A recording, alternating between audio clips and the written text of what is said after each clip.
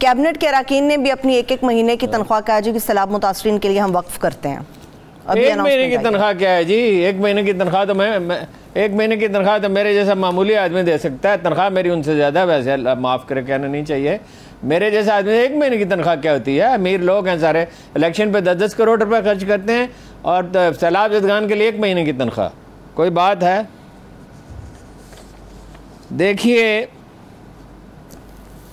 100 dam आपको बताया बन रहे थे जी, और 65 बन गए थे, उनमें से 25 उड़ गए हैं। 3 डैम ऐसे हैं जो आध घंटे में तबाह हो गए। और बलूचिस्तान कॉन्ट्रैक्टर्स एसोसिएशन के तर्जमान परवेज़ मंदुखेल कहते हैं कि डैम कैसे अपना बचें जी? 10-15% अफसर लेता है, 10-15% जो है वो वजीर लेता है, 10-15% अदारे लेते हैं, तो उस पर खर्च क्या हो? यानी ये काबिल फहम बात है कि मकान तबाह, पक्का मकान नहीं गिरता सैलाब से, अच्छा अगर ढंग का होना। और डैम कैसे गिर सकता है? पैसे लगते ही नहीं, 40-50% वो कह रहे हैं, इससे ज़्यादा पैसे लेते हैं लोग।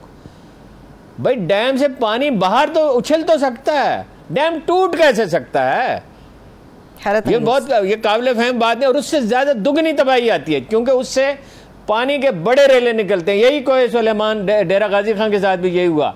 वहाँ तो बचा ही कुछ नहीं, अपना राजनपुर वगैरह में और तौसा में तो कुछ भी नहीं बचा, और कोई नहीं गया वहाँ। वो पता ही नहीं उस्मान बुज़दार साहब ज़मीन खा गए या आसमान निकल गई या आसमान खा गए पे चले गए, कहाँ चले गए कुछ पता नहीं है।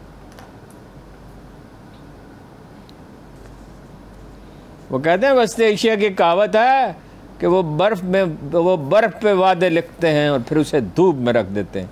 ये है, जून जुलाई में पेशीन गोई थी, हम भी कहते रहे, माहिरीन ने तो खैर बहुत से ने लिखा।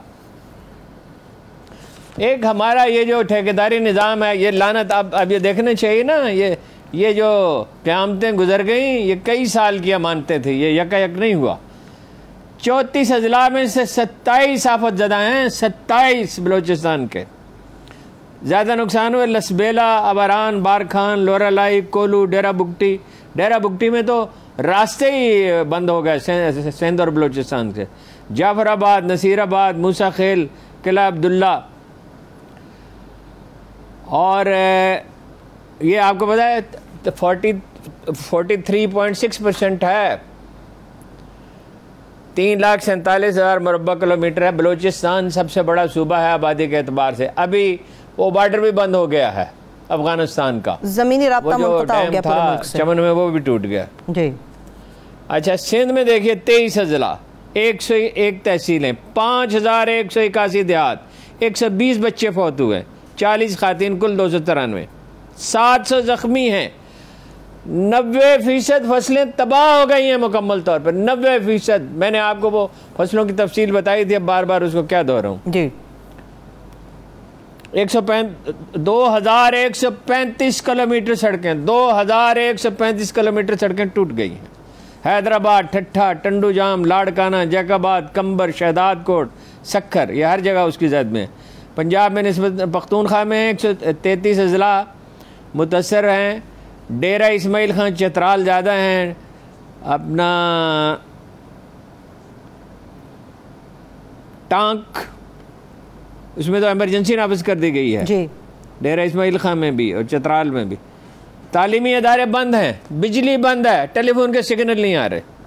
आज़ाद कश्मीर और गिलगित बल्तिस्तान में 46 अमवात हुई हैं, 10,000 अफराद मुतासर हुए हैं और 900 मकानात। अच्छा, पंजाब में जो है वो 38,000 मकानात से मुतासर हुए हैं और 33 किलोमीटर सड़कें अब तक की जो इत्तला है, 7 पुलों को नुकसान पहुंचा है। पंजाब में तो तलाफी हो जाएगी। जनूबी पंजाब का इलाका है, वो बेचारे पहले ही मजलूम है, इंडस्ट्री वहाँ नहीं है, तालीम कम है, तरक्की वहाँ कम हुई है। जब शरीफ ब्रदर्स आते हैं वो तो बिल्कुल ही भूल जाते हैं। कुछ चौधरी परवेज़ इलाही के ज़माने में काम हुआ था, अब फिर वो आए, कुछ इम्कान था, लेकिन हर चीज़ तबाह हो गई। तो इस पे जो है कोई जामे मंसूबा कहीं नज़र आता ही नहीं है। ठीक है, कोई जामे मंसूबा नहीं बनाया। और ये जो अदारे हैं ये क्या कर रहे थे? इन्होंने लोगों को इत्तला क्यों नहीं दी कि बर वक्त वो कम से कम जाने ही बच जाएं, लोग घरों से ही निकल जाएं? ये भी नहीं किया। वहाँ से कल सिंध से खबर आ रही थी, अब उसकी तस्दीक तो मैं नहीं कर सका, कि वो हमशीरा मोहतरमा जो है जरदारी साहब के, उनके खेत बचाने के लिए एक पूरा कस्बा जो है वो तबाह कर दिया गया। खबर छुपी नहीं रहेगी, सामने आ जाएगी। मेरा सवाल एक थोड़ा सा तल्ख है हारून साहब, ये सैलाब को लेकर ही। मौजूदा हुकूमत और हमारी जो वफाकी वज़ीर हैं शहरी रहमान साहिबा, उन्होंने दुनिया से मदद की अपील की है। मेरा सवाल ये कि इस हुकूमत को ओवरसीज़ तो पैसा नहीं भेज रहे, हम ये जानते हैं बात कि पैसा कम आ रहा है। इमरान खान साहब जब इतना कुछ कर सकते हैं तो फंड कायम करने का ऐलान क्यों नहीं कर रहे?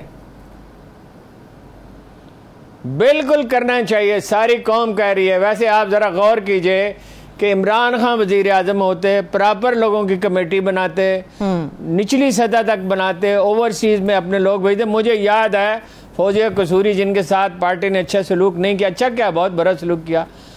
एक दफ़ा वो शौकत खानम के लिए गई थी, $1.5 मिलियन लेके आई थी, $1.5 मिलियन एक दौरे पे। इसके अलावा भी वो फंड रेजिंग मांग करती रही। तो वो अगर होते तो सिचुएशन बिल्कुल मुख्तलिफ होती। अब भी वही कर सकते हैं, उन्हीं को करना चाहिए। सियासत लाशों पे तो नहीं होती, लोग जिंदा होंगे तो वोट देंगे। अगर सड़कों पे जो उन पे जो है नदियां बनी हुई हैं और कश्तियां तैर रही हैं, तो कौन से इलेक्शन और कौन सी सियासत?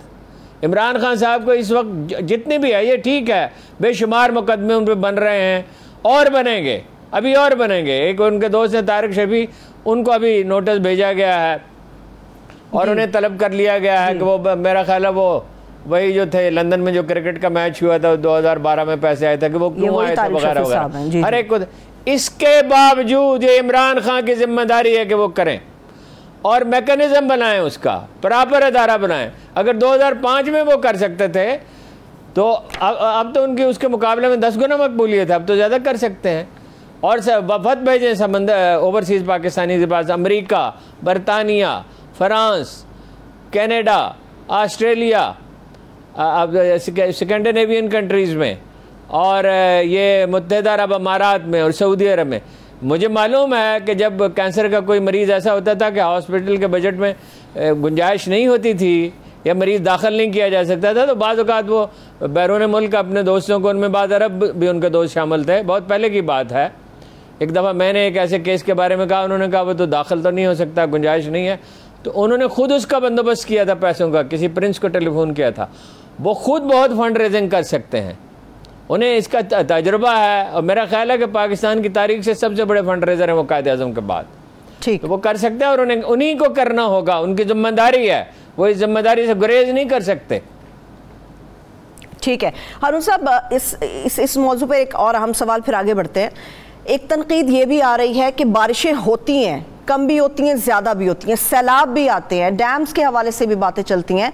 हुकूमतें या पाकिस्तानी हुकूमत इस मकसद के लिए अलग से फ़ंड मुख्तस क्यों नहीं करती? जब सर पे पड़ जाती है फिर हमें ख्याल आता है कि हमारे पास तो पैसा ही मौजूद नहीं है।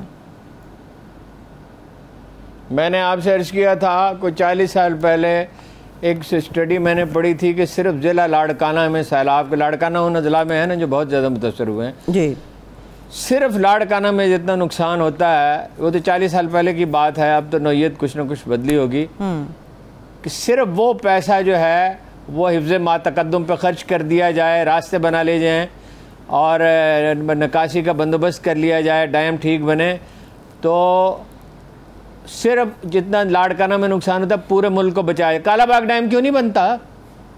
उन लोगों को शर्म नहीं आती? वो सिंध के एक बड़े ज़िम्मेदार ने मुझसे कहा कि मैंने अपने दोस्तों से कहा, ये चंद महीने पहले की बात है, कि एक दिन तुम कुदालें लेके जाओगे और ख़ुद कालाबाग डैम बनाओगे, इसलिए कि पानी तो अब नहीं होगा, और जो पानी आता है जो अल्लाह की नेमत है वो सारा तबाही का बायस बनता है। ना तो प्रॉपर अदारे बनाए हैं, ना उन्हें पूरे इख्तियारात दिए हैं, ना कोई सिस्टम है। मुझे याद है 2005 के ज़लज़ले के बाद, 2010 के ज़लज़ले के बाद मैंने 2 चीफ मिनिस्टर से पूछा अब नाम क्या लेना है, कि आपको इत्तला थी? उनको कोई इत्तला नहीं थी। मैंने चेक किया जाके महकमा मौसमियात के दफ्तर में जाके, उसके सरबराह से हफीज साहब होते थे, उन्होंने कहा ये देखिए, उसी वक्त इत्तला दी थी, उसी वक्त इसी तरह ज़लज़ले की इत्तला दी थी। अब ये लोग, इनका हाल ये है कि इनको इत्तला दी जाए तो इनका स्टाफ इन्हें अगर बताता नहीं है